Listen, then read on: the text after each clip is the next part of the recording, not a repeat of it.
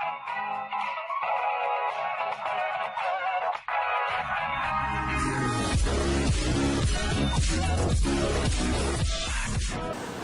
and welcome to Media Around the World, a show where you learn about media around the world.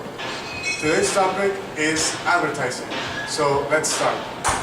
People nowadays pay for their media by watching, listening to, or reading advertisements.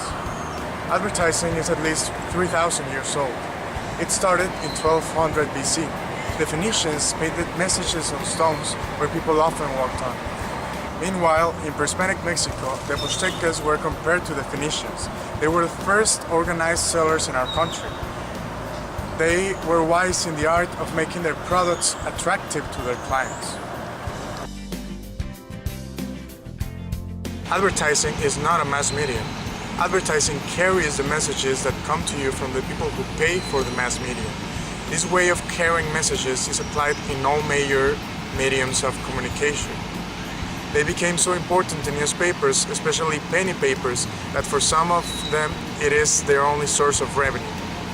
For magazines, it was until 1887 that Cyrus Curtis promoted advertising as the way for magazines to succeed. And they did, until Edward Buck began a campaign against patent medicine ads because of their deceptive information. And so the Federal Trade Commission was created, which until date continues to be the major government watchdog over advertising.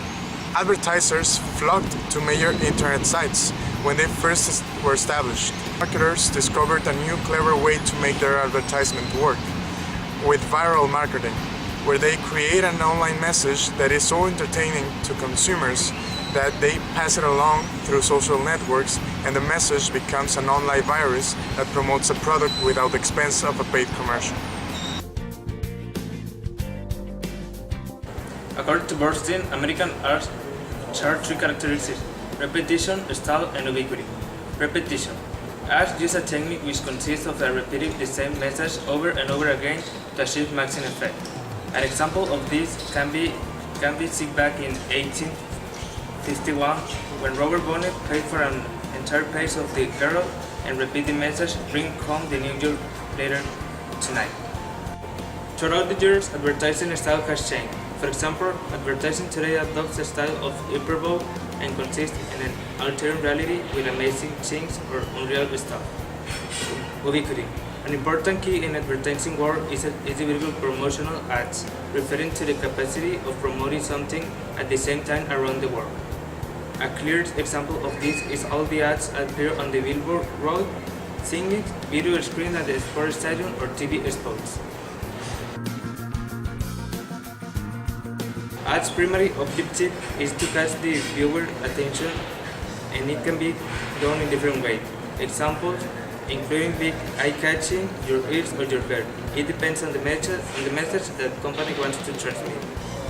Mexico is the second largest economy in Latin America and has the region's second largest entertainment and media market. Advertising. Advertisers use demographics to reach their market. But what is market for an advertiser?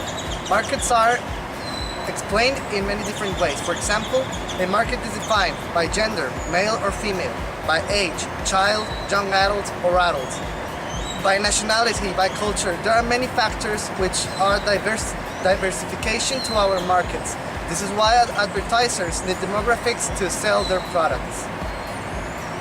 Advertising also affects consumerism. For example, if a person wants to buy something, the advertising cost comes included in the price he's paying for. You can imagine, how does this work? Well, the company which makes an advertisement, at the end, the client ends up paying for the same advertisement. That's why companies who make most advertising marketing, they are most monopolies, because a monopoly advertising company can make more profit from what they are selling and what they want to reach to people than a company which does not advertise their products.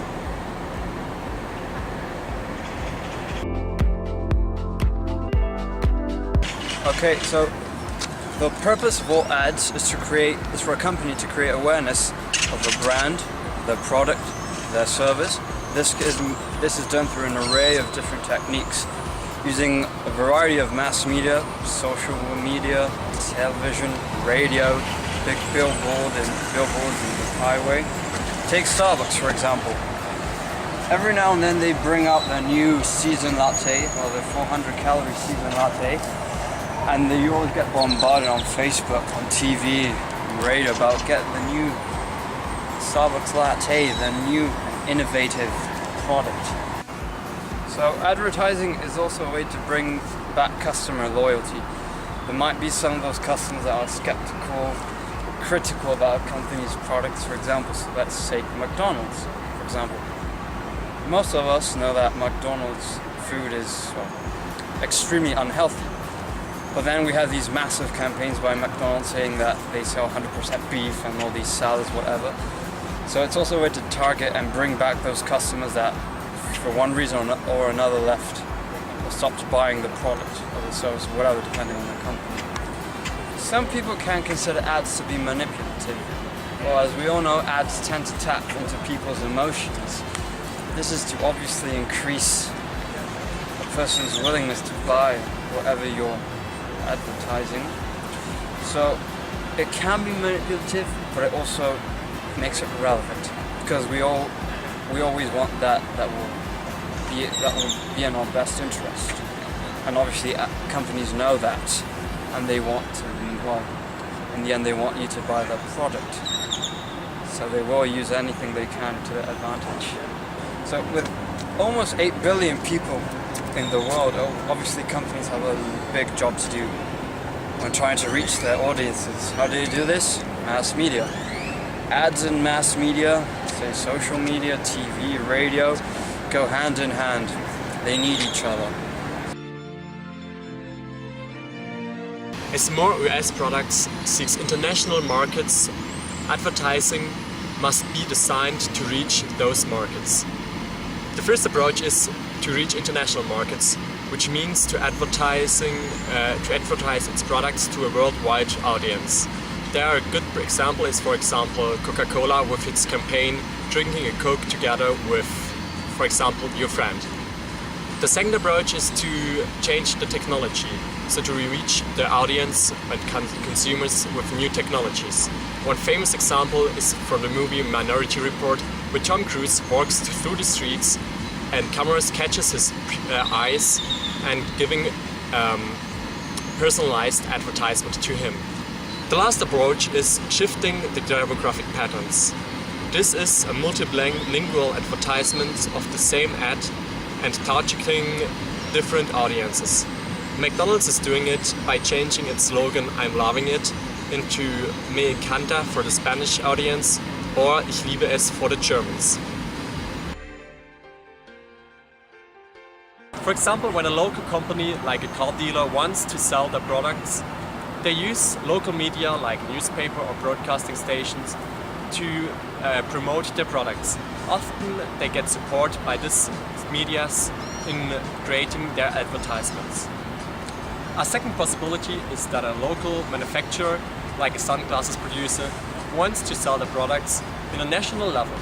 Therefore, he goes through an agency and they two together decide which are the targets. So, for example, males to 18 to 24 years living in LA. The agency then is going to call a so-called rep firm. A rep firm is a company which sells advertising time and space to companies which are outside their geographic areas, like this local sunglass producer. The rep firm then enters the demographics into a computer, and after this data it calculates the CPM, so the costs of 1,000 people reached. The medium with the lowest CPM gets the customer. Thank you for your attention. This was Media Around the World, and see you in our next episode.